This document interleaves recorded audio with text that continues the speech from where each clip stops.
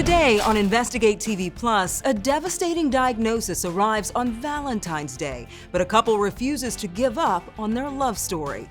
How their sacrifices could help revolutionize life for those with ALS. It was pretty scary, I'll be honest, but he wanted to do this and not to be anyone's hero, but in the name of science. Plus, a mother claims some in the infant sleepwear industry prioritize profit over child safety. If incidents that say, hey, someone died in it or someone was found in it are not enough to at least review, that's frightening. We investigate concerns a committee that helps set new safety standards is undercounting the impact. And detecting a common childhood ailment right from your living room. I'm T. Chappelle. And I'm Lee Zurich. How a simple cardboard tool in your phone could eventually save parents time and money. In-depth stories that inform and inspire. You're watching Investigate TV Plus. They're images we can't forget. Buckets of frigid water willingly poured onto people's heads. Back in 2014, it played out over and over. The videos and pictures going viral on social media as the Ice Bucket Challenge swept the world. All of it intended to raise awareness about ALS. And today, the ALS Association says the Ice Bucket Challenge worked, drawing both attention and much-needed funding to this devastating condition. The progressive neurological disorder gradually robs people of their ability to walk, talk, eat, even breathe. But there's new research showing promise for patients. Reporter Heather Graff has the inspiring story of one clinical trial participant and the progress he's helping make. It'll be 40 years in June. 40 years of marriage for Dee and Tim Evans.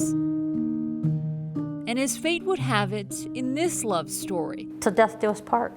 their most challenging chapter began on February 14th. Tim's official diagnosis of ALS was 2/14/14, which is Valentine's Day. It's now been 10 years since that diagnosis. ALS has no cure. And at this stage, the disease has severely impacted Tim's speech and upper body movement. Tim has to rely on me more to do things for him, to help him. But at Johns Hopkins Medicine in Baltimore, Tim, could you open your eyes? he has found both purpose and hope. The more I thought about it, do I just want to sit home, do nothing, and die? Or do I want to lend the rest of my life helping others? Tim volunteered to be the first participant in this study led by Dr. Nathan Crone, who says their focus is on improving quality of life for ALS patients. He was almost looking for us, as much as we were looking for him. And now they're experimenting with what's known as a brain-computer interface, or BCI, that can translate brain signals into computer commands. Here, you can see Tim silently mouthing the words up, down, left, right, enter, or back.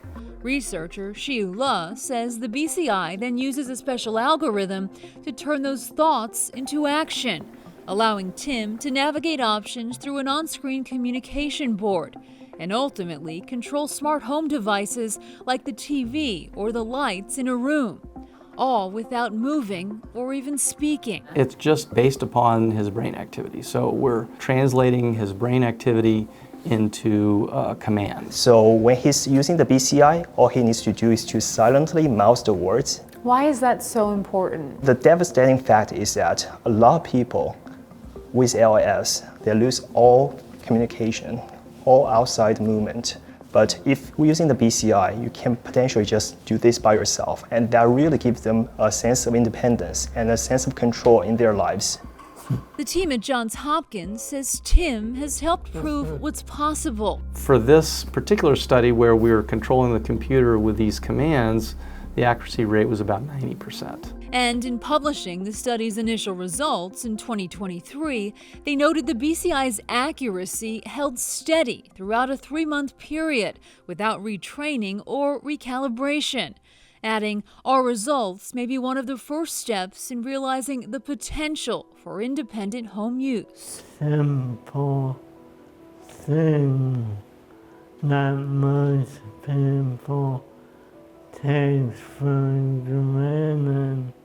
It improves the quality of life. Rather than relying on somebody to do it for you, he can still do it for himself. Tim and Dee view it as a potential game changer, but they also admit there were some concerns going into all of this, specifically the surgery Tim needed to implant the BCI on his brain. It was pretty scary, I'll be honest. We discussed all of these risks with Tim and his family. Any kind of device that's implanted in the brain has some risks. The biggest risk is with infection. It was roughly about a 5-hour surgery. We talked a lot about it,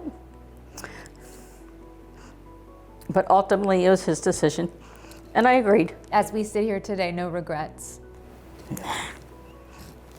Any regrets? No, not at all. It's a risk versus benefit scenario that, according to the ALS Association, is not uncommon in the quest for breakthroughs against this debilitating disease. You know, is this a drug that's safe for me? Is this a treatment that's safe for me? Is this a procedure that's safe for me? These are really legitimate questions. Kuldip Dave is a neuroscientist and the association's vice president of research. So our recommendation would be, if you are nervous about a brain procedure, speak to a neurologist and assess with your physician.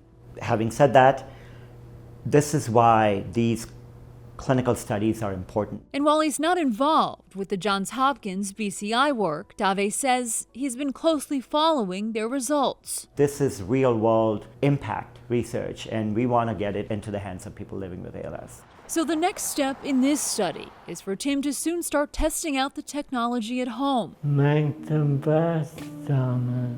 And that positive outlook, My hero. plus his commitment to the cause, You know, to help other people with ALS in the future. are just a few of the many things that Dee will forever love about her husband. Come Valentine's Day, I always say we celebrate life now. We don't celebrate Valentine's Day. Their story I know eventually he's going to pass, still being written. but, you know, until that day happens, he's with me through thick and thin. The study Tim is taking part in at Johns Hopkins is funded by the National Institutes of Health, and they are actively looking for additional trial participants. Meanwhile, the ALS Association is the largest private funder of ALS research. They say that viral ice bucket challenge led to a nearly 200% increase in its annual budget for research. Over the past 10 years, the number of ALS clinics has more than doubled nationwide, and the FDA approved 2 new treatments, bringing the total available to 3. Still ahead, the power of a positive outlook. How an amputee's darkest days led her to become a beacon of hope for others. She helped me to understand that it doesn't matter. It doesn't matter. You are still the person. But first, a mother's fight for safer sleep products exposes cracks in the system. I don't understand how these companies can become millionaires off of these products, off of our children, while promising that they're safe. We investigate potential conflicts of interest when it comes to setting safety standards.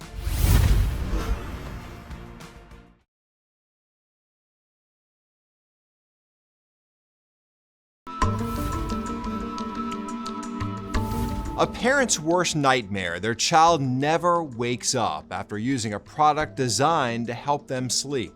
A mother who lost her daughter worries it could be happening more often than reported. In 2022, 6-month-old Allie went to sleep in a flat bed with raised sides. She was wearing a weighted infant sleep sack, a product advertised as a soothing tool for babies because the pressure feels like a parent's touch. But Allie was found unresponsive and died at the hospital. As her mother works to make sure Allie's life counted, she's learned how easily injuries and deaths can be discounted. We examine how standards for infant sleepwear are set and the roadblocks to making a difference. It's a level of greed and evil that I don't think can be remedied until it happens to them. 2 years ago, Myra Thomas Romero's baby girl, Allie, became a victim of unsafe sleep. Myra has spent the months since her daughter's death working to change safety regulations and dig into the companies that make various baby items, especially those that have been associated with injury and death, like Allie's. My big thing is, like, I don't understand how these companies can become millionaires off of these products, off of our children, while promising that they're safe. Myra's advocacy is now concentrated on her work with setting standards. She's on a subcommittee for infant wearable blankets, a part of an organization called ASTM International.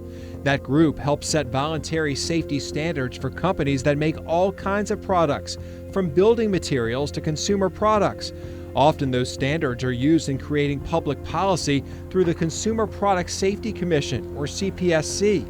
Our law requires us to defer our rulemaking authority to the voluntary standards groups if they can come up with a rule that is good and is complied with. Right now, the ASTM committee is considering voluntary regulations about weighted infant sleepwear, like the one Allie was wearing the night she died. The American Academy of Pediatrics is so concerned about this product category, it doesn't even want standards set here because it might give the impression the product is in any way safe. The doctors group says categorically it is not. The committee, made of industry insiders, consumers, and others, is deciding what the industry should require of designs. And as part of that process is looking at data about kids who have been injured or have died. We have the industry telling us in this particular case they have no incidents.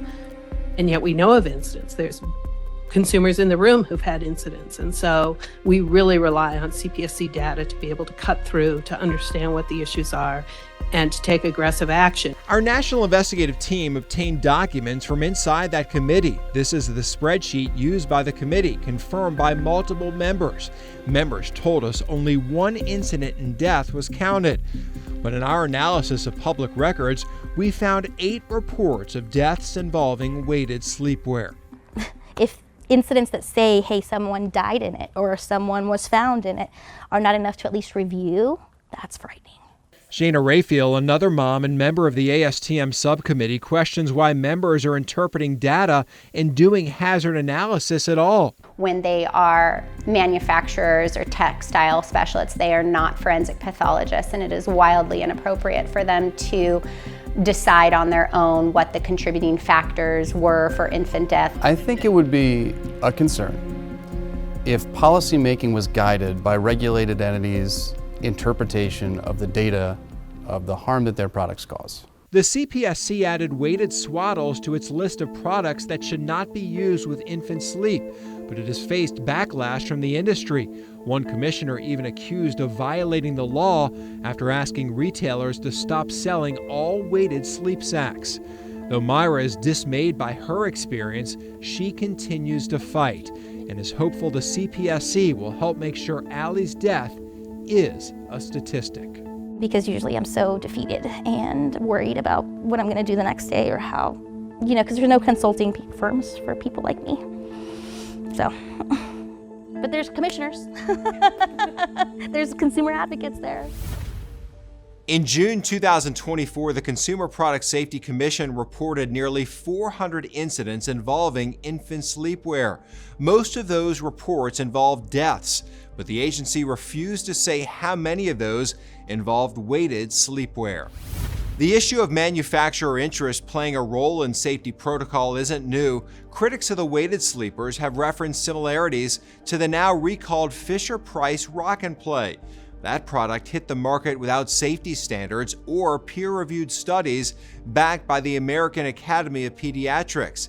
And since 2012, it's been tied to more than 100 deaths. Fisher-Price had a seat at the ASTM table and refuted reports of injuries and deaths, blaming parents for not using the incline sleeper as intended. Anytime we have infant deaths in a product, I am terrified that we might have the next Rock and Play on our hands, and I like to act as quickly as I possibly can within the law to address any hazard in that space. To learn more about infant sleepwear safety and our ongoing investigations into defective products, head to InvestigateTV.com and search blanket warnings. Still ahead, turning your mobile phone into a medical device. All it's going to do is just play a chirping noise in your ear, and then it'll tell us the result. Sound good? With a phone? Yep, with a phone. How an app could become the key to handling a common childhood complaint and end last-minute trips to the pediatrician.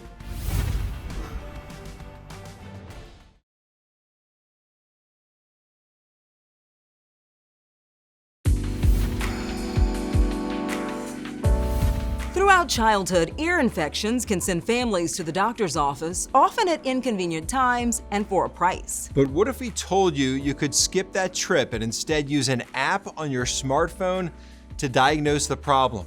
It's technology being tested by a pediatrician in Cleveland. Reporter Jen Pachano takes an in-depth look at how it works. All right, James, so I know that you said your ear is hurting today. Is it one ear, both ears? Can you kind of describe the pain for me? This is a very common scene at Senders Pediatrics in South Euclid. The child comes in complaining of ear pain. But is it an ear infection, and does it require antibiotics? Desperate parents want to know how quickly they can get relief. Typically, they're going to call at 4:30 in the afternoon because that's when they picked up their child from daycare or from preschool, and that's where they're in trouble. Dr. Shelley Senders' office is working with Wavely Diagnostics to study an app using a smartphone and a simple cardboard tool to help diagnose an ear infection remotely. So one of the most important things is to figure out whether there's fluid and to figure out whether that fluid is infected or not. The process essentially turns your phone into an otoscope. The paper funnel helps detect fluid behind the eardrum that is sending a little electrical signal that bounces off the ear. All it's going to do is just play a chirping noise in your ear, and then it'll tell us the result. Sound good? With a phone? Yep, with a phone. If approved, Dr. Sender says these devices will be available in drugstores and offices. Then parents can administer them with their iPhone, and doctors can see the results live, saving them a trip to the doctor's office. It didn't feel like much. The most was a little poke. Study participant James Moore and his family love the idea of avoiding co-pays and getting to a solution and relief quicker. It makes sense. I mean, we have high quality speakers on our phones already. From what he can tell so far, Dr. Senders says this device is showing the potential to successfully use technology to accurately diagnose one of the most common problems they see through telehealth visits with on-call doctors any time of the day. We'll be able to determine whether you really have an infection or you don't, and then send you on your way. So that's good medicine. It's good utilization of prescriptive medications, and it's really great care. All right, I am wondering if that piece of paper and a phone could actually diagnose that. But if that works, that would save so many trips to the office. I have so many questions. Yeah. Do you still have to call the doctor and tell him what the I think so, and result show him the is, results, or him or her the results, yeah. It's interesting, we'll see where it goes. If it works, it saves time. All right, up next, a life forever changed, but instead of letting a medical emergency define her, she's proving that losing a limb doesn't mean losing your purpose. I'm here for a reason. You know, I could have been gone in my youth, but I'm still here and I wanted to make the best out of it. You can watch Investigate TV Plus anytime, streaming online. Get the app for Roku, Amazon Fire TV, and Apple TV. They're free to download.